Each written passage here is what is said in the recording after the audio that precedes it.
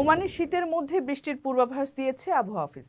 মঙ্গল থেকে বৃহস্পতিবার পর্যন্ত মুসান্দাম, উত্তর ও দক্ষিণ বাতিনা, আল শারকিয়া, মাস্কাট এবং আল দাখিলিয়ার কিছু অংশে 5 থেকে 15 মিলিমিটার পর্যন্ত হালকা থেকে মাঝারি বৃষ্টিপাত হবে বলে জানানো হয়।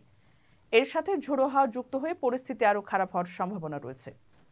বৈরী আবহাওয়া চলাকালে জরুরি প্রয়োজন ব্যতীত জনসাধারণকে বাড়ির বাইরে বের না হওয়ার পরামর্শ দিয়েছে national multi Hazard early warning centre. বিশেষ করে ওয়াদি এবং বন্যাপ্রবণ রাস্তায় চলাচলের সময় সবাইকে বাড়তি সতর্ক থাকার নির্দেশনা দেওয়া হয়েছে।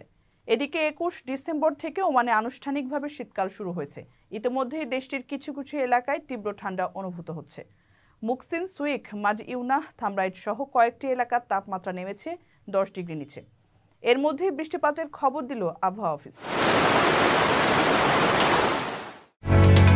ওমানের সেরা রেট দিচ্ছে বাংলাদেশি প্রতিষ্ঠান গালফ এক্সচেঞ্জ। প্রিয়জনকে টাকা পাঠাতে আজই আসুন আমাদের যে কোনো ব্রাঞ্চে অথবা কল করুন স্ক্রিনে দেয়া নাম্বারে। গালফ এক্সচেঞ্জ, বাংলাদেশিদের প্রিয় এক্সচেঞ্জ।